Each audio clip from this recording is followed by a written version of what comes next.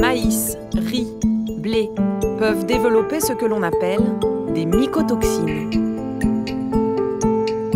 Ce sont des moisissures qui peuvent avoir des conséquences sur la santé de nos animaux. Nous avons voulu savoir si les produits finis, les croquettes, peuvent être contaminés par des mycotoxines.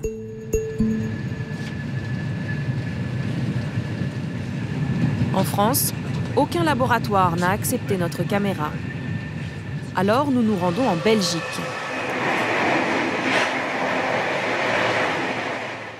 Dans ce laboratoire indépendant. Nous allons faire analyser 8 paquets représentatifs du marché.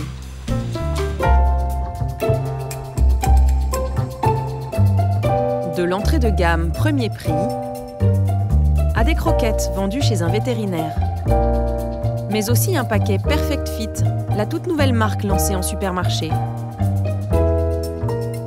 Sans oublier des croquettes fabriquées près de Nîmes chez Royal Canin et d'autres dans la petite usine de Normandie. D'abord, on vérifie que les paquets sont fermés hermétiquement. Il faut s'assurer qu'il n'y a aucune contamination extérieure. C'est bon là, tout est bien fermé. Quand on analyse les mycotoxines, le plus important c'est de broyer tout le contenu du paquet. Comme toutes les autres toxines, elles peuvent être réparties de manière hétérogène dans l'emballage. Nos croquettes vont être passées au peigne fin pendant plusieurs jours. Là, on va faire une extraction et ensuite une analyse chromatographique.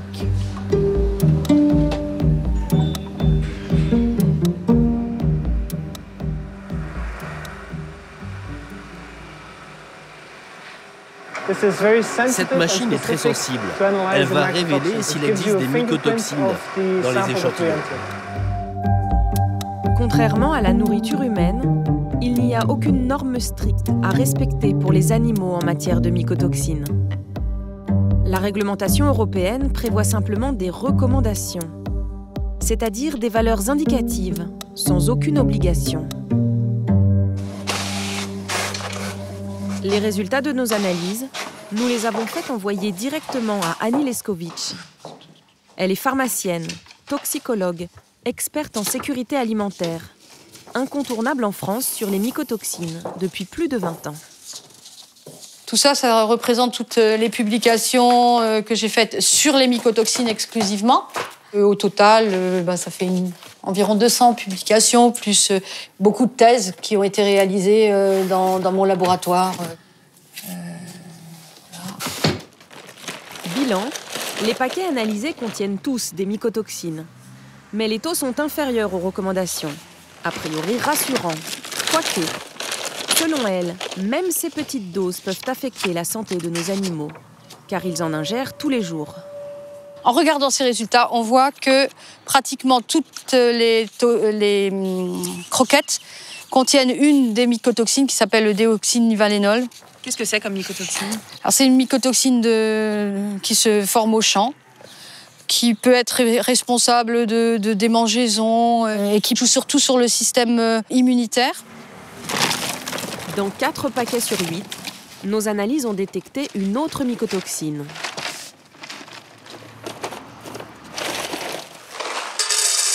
La zéaralénone.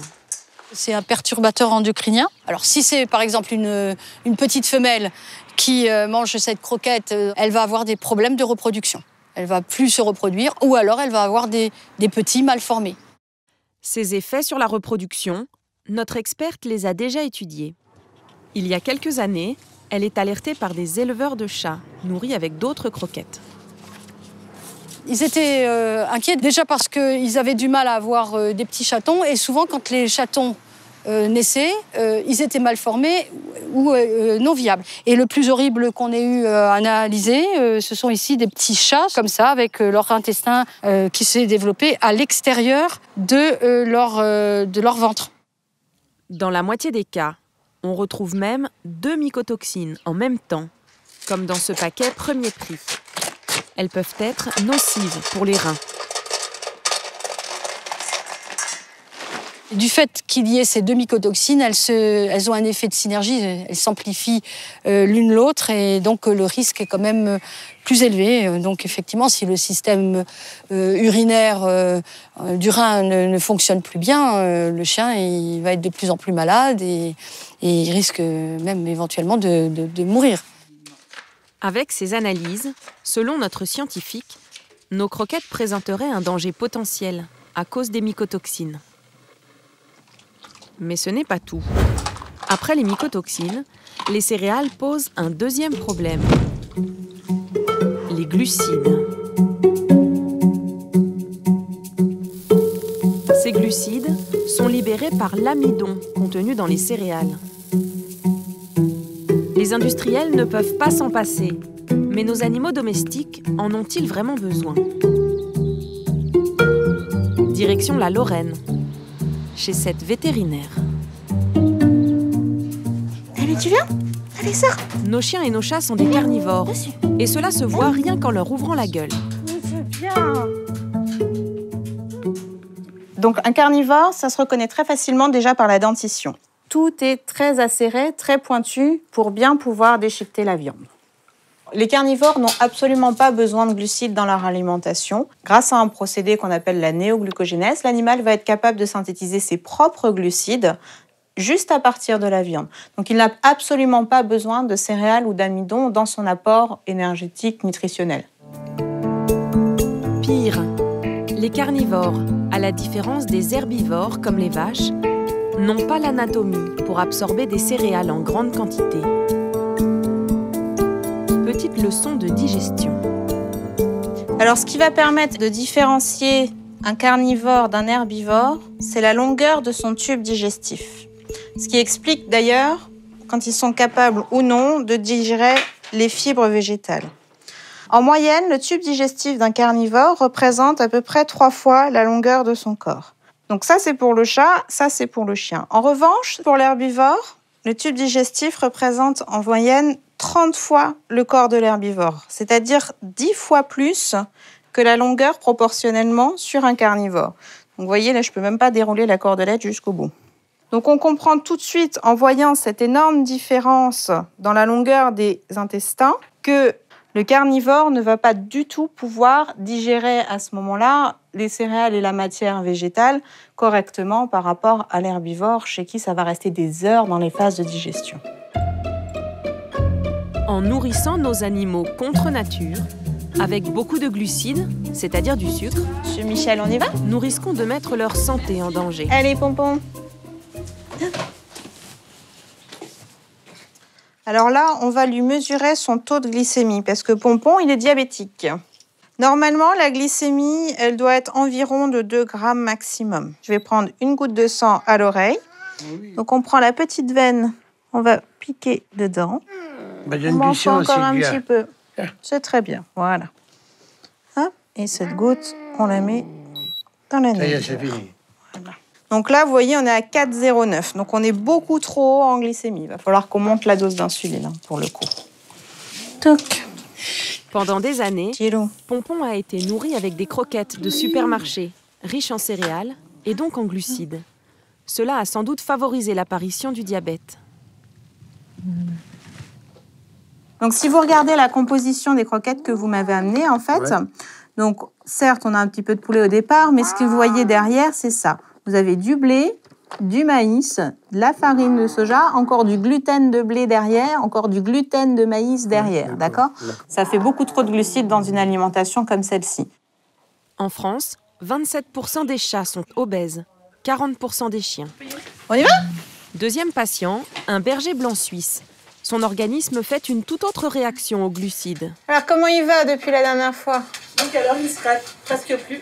Oui, donc ça repousse bien à ce niveau-là. Presque plus d'irritation. Non. Par contre, derrière, encore, petite croûte. Voilà, il se gratte sous le ventre, avec sous sa le patte ventre arrière. encore. Ouais. Alors, oui, donc là, on voit bien. Donc, on a toute une hyperpigmentation avec une peau qui devient noire, en fait. Donc, Bob, il a en fait des soucis de dermatite. Le problème, en fait, de ces alimentations-là trop riches en glucides, c'est que on ne voit pas forcément les effets dès le départ. Là, c'est quelque chose qui est arrivé vraiment sur un animal qui prenait déjà un peu de l'âge. Donc on peut se douter que c'est petit à petit qu'il y a une intolérance qui s'est mise en place et qu'on n'est pas juste sur un simple phénomène d'allergie et de réaction cutanée. Ces maladies liées à l'alimentation, vous en voyez beaucoup dans votre cabinet ? C'est des maladies qu'on voit de plus en plus souvent, surtout depuis l'industrialisation de l'alimentation. Dans ma pratique, ça correspond à peu près à 50-60% des maladies chroniques que je peux voir en consultation. Ces 10 dernières années, les dépenses vétérinaires ont augmenté de 70%. Mais il n'existe aucune étude indépendante établissant un lien entre l'augmentation de maladies chroniques et l'alimentation industrielle. Les mêmes préoccupations se retrouvent dans les pâtés. On y trouve un peu moins de glucides que dans les croquettes, mais les ingrédients de base sont les mêmes, sous-produits animaux et céréales, avec les mêmes conséquences.